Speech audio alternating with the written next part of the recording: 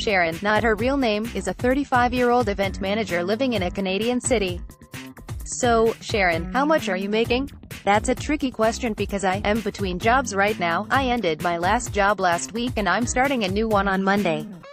At my last job I was making $71,000 per year, a percentage-based bonus.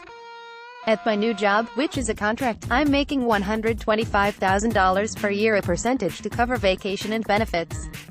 All dollar are Canadian, so you're getting a pretty nice income boost, right?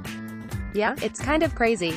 I have gotten 3 big income boosts over the last few years. 5 years ago, I was making $38,000 per year, which bumped up to $50,000 per year 2 years after that. Then I got another bump up to $71,000 when I took my last job. This feels like an enormous, embarrassing amount of money to be making though. A lot of people make 6 figures. You are in a well-populated quintile, and you're nowhere near the top. There's a Tumblr post somewhere about how people who make 6 figures feel guilty for being rich, and the actual 1% doesn't think of them as rich at all. So interesting. So what are you going to do with your additional earnings? A few things. First, take on a larger share of household expenses, primarily rent. My partner and I don't split 50-50 because until now I have made so much less compared to him, but we are going to start a 50-50 rent split now. That's the only thing, we don't share equally, and it's an extra $200 per month. Second, pay off my credit card debt that I can't ever seem to get rid of completely, but now is the time. And then bank the rest. Especially since this is a contract, got to make hay while the sun shines, as my mother would say. I should be able to save a little less than $30,000 by the time the contract ends next April, after debt repayment, and that doesn't include my standard $760 per month RRSP contributions. So many questions. Let's start with contract. Is this the kind of contract that might get renewed, or do you already know you'll be job hunting next year? It's a mat leave and the incumbent seems likely to come back, so yeah, I think likely I will be job hunting. I'm planning to be, anyway, and then if I'm not, it will be a nice surprise. Canada's lovely year-long maternity leave policy. Year and 6 months, now. You can add more, although TBH I am not 100% how that works, but still. I'm just making the crying emoji face over here. Next question, how much credit card debt, and how did you get there? This is the question I have been dreading. Our commenters have specifically said they want to read about more doing money mistakes. They're in luck. That's one of the reasons I wanted to do it, doing money, because I am pretty financially literate and yet still so bad with my own money. I have $6,822.81 in credit card debt. I got here. It's complicated, I guess, although actually it is not. I have a hard time saying no. I don't spend a ton on eating out, drinks, cabs, etc. But I can easily spend a lot on beauty products, clothes, etc. And traveling. I am a jerk when I am traveling. Like a jerk to my future self, who will have to pay off that visa bill. Be clear, I have a hard time saying no to myself. I started reading the billfold because I related so hard to Logan, actually. It was kind of a relief to read about someone who so mirrored my own spending habits. $6,883 in credit card debt isn't that bad. I had $14,000 at one point. Are you willing to share how high you let your debt get? I think I keep paying it down to $3,000 or so, then being like, yay, look how great I am, then being like, I can just buy that skirt, and then that's it. I'm like an alcoholic who has fallen off the wagon. I have to be more firm with myself. Well, rolling credit card debt is kind of what the credit card companies want you to have. That's real. You're the ideal consumer, especially if you pay on time every month. I know, it's awful. And I know it's awful, and yet my work has gotten increasingly stressful as I have taken on more senior roles, and buying really nice work clothes makes me feel more prepared for the day. Definitely part of it is buying more professional clothes, getting nails done, etc. as I move up the ranks of my profession. Not making excuses for sure. But the cost of seniority is real, especially for women. And the traveling, is it also job-related?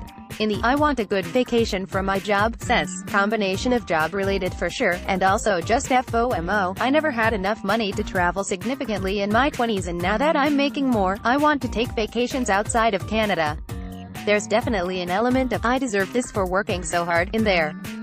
So, how do you see this behavior changing in the future? Do you want it to change? Or is it more like, I should earn more money so I can afford these expenses which are, at least in the fashion, beauty sense, kind of essential to my career? Great question.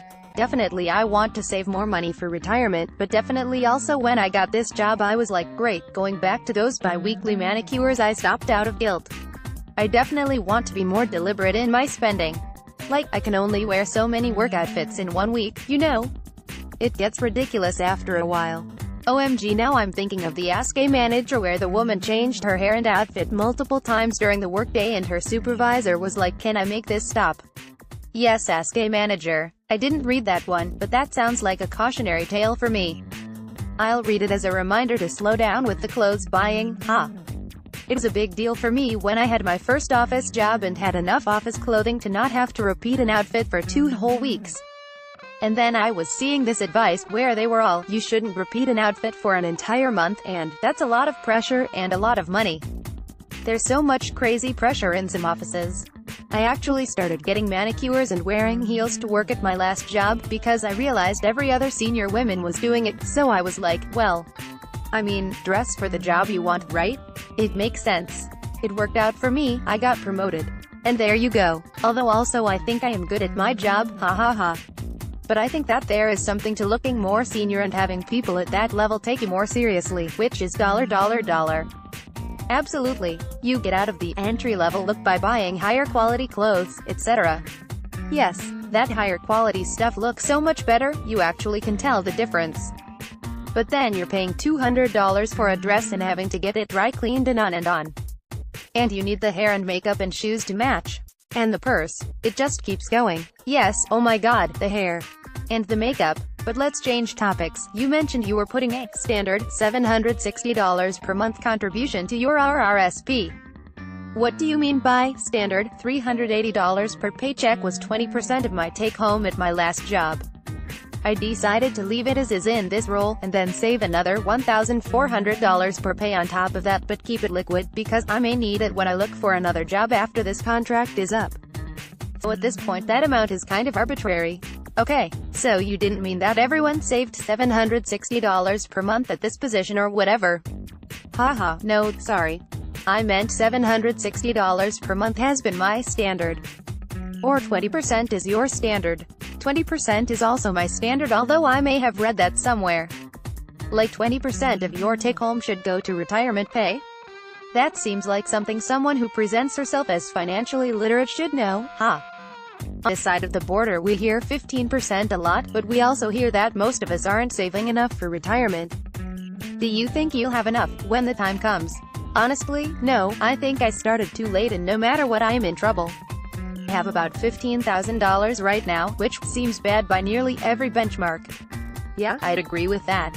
When did you get started? I had an RRSP 2 jobs ago that is included in that $15,000. I got it put into my actual RRSP account with my bank when I left that job so I wouldn't forget about it.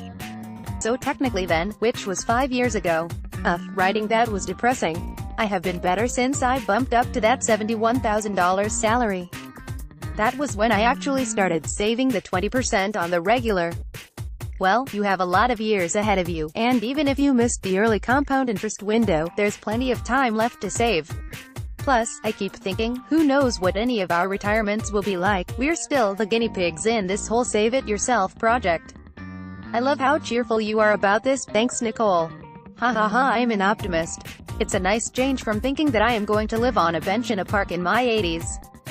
I hope we still have benches and parks. WHO can say. 2 more questions, then.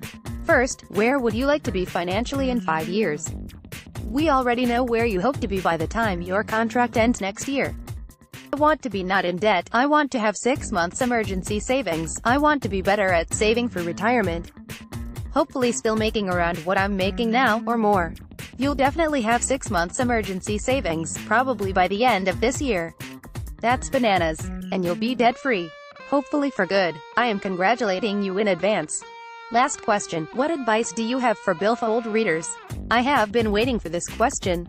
I have 2 pieces of advice, both cliché but I will say them anyway. 1. Start contributing to your retirement account immediately. Don't be like me and wait until you literally have gray hair, you'll regret it. And 2. Don't be a dummy with your credit card. That second one should go without saying, but obviously doesn't always. Generally I feel the billfolders know that one. It's hard not to use that credit card. But I agree. If you can stay out of credit card debt, it's way better than getting caught up in it. Heed my words, readers. Learn from my mistakes. Support the Billfold on Patreon. The Billfold continues to exist thanks to support from our readers. Help us continue to do our work by supporting us on Patreon.